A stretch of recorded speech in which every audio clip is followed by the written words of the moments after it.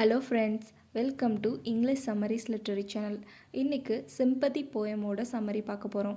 So இந்த poem எழுதினவர் Paul Laurence Dunbar. Paul Laurence Dunbar ஒரு 19th century influential African American poet, novelist and short story writer. இவர் black பீப்புளோட ஃப்ரீடம்காகவும் and அவங்களோட ரேஷியல் டிஸ்கிரிமினேஷன் பற்றியும் நிறைய போயம்ஸில் தீமாக வச்சு எழுதியிருக்காரு.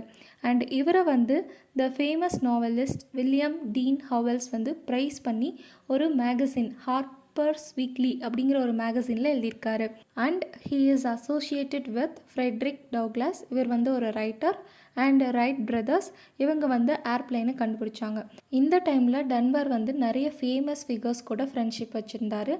அண்ட் இவரோட இம்பார்ட்டண்ட் போயம்ஸ் பார்த்தோம்னா we wear the mask, the sport of the gods, ode to Ethiopia, sympathy, etcetera. இந்த poem sympathy is written in 1899 collection lyrics of the hearthside. And இந்த போயமோட ரைம் ஸ்கீம் பார்த்தோம்னா ABAABCC. And இந்த போயமில் நிறைய literary devices poet use பண்ணியிருக்காங்க. Alliteration, metaphor, simile, personification, repetition, இது இல்லாமல் மற்ற நிறைய ஃபிகர்ஸ் யூஸ் பண்ணியிருக்காங்க. அண்ட் இந்த போயமில் 3 ஸ்டான்சஸ் இருக்குது. அண்ட் இந்த போயமில் ரெஃப்ரைனும் யூஸ் பண்ணியிருக்காங்க. ரெஃப்ரைன்னா ஒரு லைன் இல்லைனா 2 லைன் திரும்ப திரும்ப போயமில் ரிப்பீட் ஆகும். ஸோ இந்த போயம்லேயும் ஒவ்வொரு ஸ்டான்ஸாலையும் first line and last line சேமாக இருக்கும். மாயா ஆஞ்சலோ ஒரு ஃபேமஸ் போயட். அவங்க அவங்களோட ஆட்டோபயோகிராஃபிக்கல் ஒர்க்குக்கு இந்த போயம்லேருந்து ஒரு லைன் எடுத்து டைட்டிலாக வச்சுருக்காங்க. இந்த போயம் சிம்பத்தி எதை பற்றினா, ஒரு பேர்டை ஒரு கூண்டுக்குள்ளார அடைச்சி வச்சிடுறாங்க.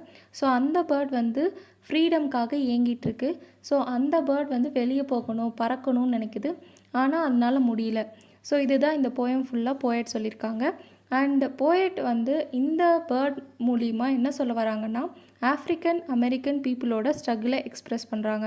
அதாவது பிளாக் பீப்புள் எப்படி ரேஷியல் டிஸ்கிரிமினேஷன்னால், அதாவது கலர் டிஸ்கிரிமினேஷன்னால் சஃபர் ஆனாங்க அண்ட் அவங்க ஃப்ரீடம்காக எப்படி போராடுறாங்க அப்படிங்கிறது இந்த போயம் மூலிமா போயட் கிளியராக சொல்லியிருக்காரு. இப்போது ஸ்டான்ஸா 1 பார்க்கலாம். I know what the caged bird feels, alas, when the sun is bright on the upland slopes, when the wind stirs soft through the springing grass, and the river flows like a stream of glass, when the first bird sings and the first bird whoops, and the faint perfume from his chalice steals, I know what the caged bird feels. இப்போது meaning பார்க்கலாம். இந்த போயமில் poet ஒரு caged bird பற்றி பேசுகிறாரு. So ஒரு பேர்டை ஒரு கூண்டில் அடைச்சி வச்சுருக்காங்க. ஸோ இந்த போயட் என்ன சொல்கிறாருன்னா, அந்த அடைச்சி வச்சுருக்க பேர்ட் என்ன நினைக்குதுன்னு எனக்கு தெரியும் அப்படின்னு சொல்லி ஆரம்பிக்கிறாரு. அந்த பேர்ட் நிறைய விஷயங்களுக்காக ஏங்கிட்டுருக்கு. ஸோ அந்த விஷயங்கள்லாம் என்னென்னு போயட் அட்ரஸ் பண்ணுறாரு. ஃபர்ஸ்ட் என்ன சொல்கிறாருன்னா, சன்னு ரொம்ப பிரைட்டாக அங்கே இருக்கிற மலைகள் மேலே படுது. அடுத்து விண்டு ரொம்ப சாஃப்டாக ஸ்ப்ரிங்கிங் சீசனில் அங்கே இருக்கிற புல்கள் மேலே அப்படியே பட்டுட்டு போகுது. அடுத்து ரிவர் அதோட வேலை ஸ்ட்ரெயிட்டாக அண்ட் கண்ணாடி மாதிரி ரொம்ப எதிரொலிச்சிட்டு போயிட்டுருக்கு. அதே சமயம் அங்கே இருக்கிற ஃபர்ஸ்ட் பேர்ட் கூட பாடிட்டு போகுது. அண்ட் அங்கே இருக்கிற ஃபர்ஸ்ட் பூ கூட அதோட மொட்டை அழகாக விரிக்குது. ஸோ அந்த மொட்டை விரிக்கும் போது நறுமணம் ரொம்ப நல்லா கொடுக்குது. அண்ட் அது மட்டும் இல்லாமல் அந்த ஸ்மெல்லை ஒயின் கப்லேருந்து வர ஸ்மெல்லோட போயட் கம்பேர் பண்ணுறாரு. இந்த மாதிரி ஸ்ப்ரிங் சீசனில் வர எல்லா பியூட்டிஃபுல் பிக்சர்ஸையும் அழகாக போயட் கொண்டு வந்திருக்காரு. ஆனால் இது எல்லாமே இந்த கூண்டுக்குள்ளே இருக்கிற பேர்டுக்கு கிடைக்கல. ஸோ அதனால் அந்த பேர்ட் ரொம்ப ஏங்கி இது எல்லாம் கிடைக்கணும், கிடைக்காதா அப்படின்னு சொல்லி எதிர்பார்த்து காத்துட்ருக்கிறத இந்த போயட் ஃபீல் பண்ணுறதா சொல்கிறாரு. இதோட ஃபர்ஸ்ட் ஸ்டான்ஸா முடிஞ்சுது. இப்போது செகண்ட் ஸ்டான்ஸாக பார்க்கலாம். I know why the caged bird beats his wing, till its blood is red on the cruel bars, for he must fly back to his perch and cling, when he fain would be on the bough a swing. And the pain still throbs in the old scars, and they pulse again with the keenest sting. I know why he beats his wing. So இங்கே என்ன சொல்கிறாருன்னா, poet அந்த bird எதனால் அதோட விங்ஸால் அந்த கம்பிகளை அடிக்குது அப்படின்னு சொல்லி எனக்கு தெரியும் அப்படின்னு சொல்லி சொல்கிறாரு. அந்த பேர்டை ஒரு கூண்டில் அடைச்சி வச்சுருக்கனால அந்த கூண்டுலோட கம்பிகளை அந்த பேர்ட் அதோட விங்ஸால் அடிச்சிட்டே இருக்குது.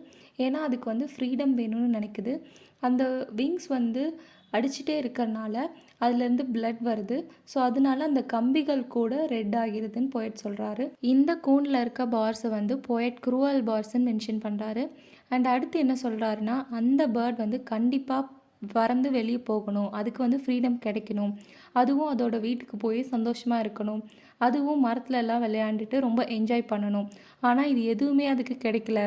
அந்த பேர்ட் ஃப்ரீடம் வேணுங்கிறனால திரும்ப திரும்ப அதோட விங்ஸை தான் அந்த பார்ஸில் வந்து அடிச்சிட்ருக்கு. ஸோ இதனால அது வந்து அதிகமாக காயமாகுது.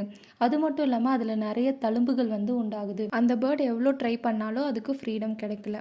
ஸோ அதனால இருந்தாலும் அந்த பேர்ட் வந்து கண்டினியூஸாக அதோட விங்ஸை வந்து அந்த பார்ஸில் அடிச்சிட்டே இருக்குது. ஸோ இதோட செகண்ட் ஸ்டான்ஸாக முடியுது. இதில் போயட் வந்து என்ன சொல்கிறாருன்னா, திரும்பவும் அந்த பேர்ட் வந்து எதனால் அதோட விங்ஸை அடிக்குதுன்னு எனக்கு தெரியும் அப்படின்னு சொல்லி முடிக்கிறாரு. இப்போது நம்ம தேர்ட் ஸ்டான்ஸாக பார்க்கலாம். I know why the கேஜ்ட் bird Singh ஆமி when his wing is bruised and his bosom sore, when he beats his bars and he would be free. It is not a carol of joy or glee, but a prayer that he sends from his heart's deep core, but a plea that upward to heaven he flings. I know why the caged bird sings. So இந்த பேராகிராஃபில் போய்ட்டு என்ன சொல்கிறாருன்னா, ஏன் அந்த caged bird பாடுதுன்னு எனக்கு தெரியும் அப்படின்னு சொல்லி அவர் ஆரம்பிக்கிறாரு. ஸோ அந்த பேர்ட் என்ன ஆகுதுன்னா, அதிகமாக அதோட விங்ஸ்னால் அந்த பார்ஸை அடிச்சுட்டே இருக்கனால அது ரொம்ப காயமாயிடுச்சு. அதோட செஸ்ட் கூட ரொம்ப ஊண்டாயிடுச்சு. அது ரொம்ப ஹர்ட் ஆயிடுச்சு. அண்ட் அந்த பேர்ட் பண்ணுற எதுவுமே அதுக்கு சந்தோஷம் கொடுக்கல. அது எல்லாமே அதோட ஃப்ரீடம்காக தான் அது ரொம்ப வந்து கஷ்டப்பட்டுட்ருக்கு. அண்ட் அந்த பேர்ட் வந்து பாடுறதுக்கு கூட ஒரு ப்ரேயர்னு போய்ட்டு சொல்கிறாரு. அந்த பேர்ட் வந்து காட் கிட்ட அதோட டீப் ஹார்ட்லேருந்து அதுக்கு ஃப்ரீடம் வேணும் அப்படின்னு சொல்லி அது கேட்குறதா போய்ட்டு சொல்கிறாரு. அண்ட் அந்த சேம் டைம் அந்த பாடுறது வந்து கண்டிப்பாக காடாச்சும் பார்த்து அதுக்கு ஃப்ரீடம் தருவார் அப்படின்னு சொல்லி ஒரு ஹோப்பில் வந்து அந்த பேர்ட் வந்து பாடிட்டுருக்கு அப்படின்னு சொல்லி போயட் இந்த ஸ்டான்ஸாவை முடிக்கிறாரு. ஆன் த ஹோல் பார்த்தோம்னா அந்த பேர்ட் வந்து அந்த கூண்டில் அடைஞ்சிருக்கு. ஸோ அதனால அது நிறைய சஃபரிங்ஸை அனுபவிக்குது. அதுக்கு வந்து ஃப்ரீடம் வேணும் அப்படிங்கிறது தான் வந்து இந்த போயமில் போயட் சொல்கிறாரு. ஆனால் இந்த கேஜ்டு பேர்ட் வந்து எதை ரெப்ரசன்ட் பண்ணுதுன்னா, ஆஃப்ரிக்கன் அமெரிக்கன் பீப்புளோட சஃபரிங்ஸை ரெப்ரசன்ட் பண்ணுது. ஆஃப்ரிக்கன் அமெரிக்கன் பீப்புள்ஸ், அதாவது பிளாக் பீப்புள்ஸ் வந்து எப்படி ஃப்ரீடம்காக கஷ்டப்பட்டாங்க, எப்படி வந்து அவங்க ரொம்ப சஃபர் ஆனாங்க. ஸோ இதை தான் வந்து இந்த போயம் மூலிமா போயட் வந்து சொல்லியிருக்காரு. இப்போது தீம்ஸ் பார்க்கலாம். ரேசிசம் தான் main important theme of the போயமாக இருக்குது. ஏன்னா கலர் டிஃப்ரென்ஸ்னால தான் ஆஃப்ரிக்கன் அமெரிக்கன்ஸ் வந்து நிறைய சஃபர் ஆனாங்க. அவங்க வந்து அடிமைப்படுத்தப்பட்டாங்க. அண்ட் அவங்க வந்து ஃப்ரீடம் வேணும்னு சொல்லி ரொம்ப கஷ்டப்பட்டாங்க. அண்ட் இதனால நிறைய சஃபரிங்ஸை வந்து இந்த போயம் மூலிமா போயட் வந்து எக்ஸ்ப்ரெஸ் பண்ணியிருக்காங்க. ஸோ ஆஃப்ரிக்கன் அமெரிக்கன்ஸோட சஃபரிங்ஸையும் அவங்களோட லாங்கிங் ஃபார் ஃப்ரீடமையும் கிளியராக இந்த போயமில் ஒரு கேஜ்டு பேர்டை எக்ஸாம்பிளாக கொடுத்து போயட் வந்து எக்ஸ்ப்ரெஸ் பண்ணியிருக்காரு. இதோட சம்மரி முடிஞ்சது. ஸோ இந்த வீடியோ உங்களுக்கு பிடிச்சிருந்துன்னா லைக் பண்ணுங்கள், ஷேர் பண்ணுங்கள் அண்ட் சப்ஸ்கிரைப் பண்ணுங்கள். தேங்க்யூ.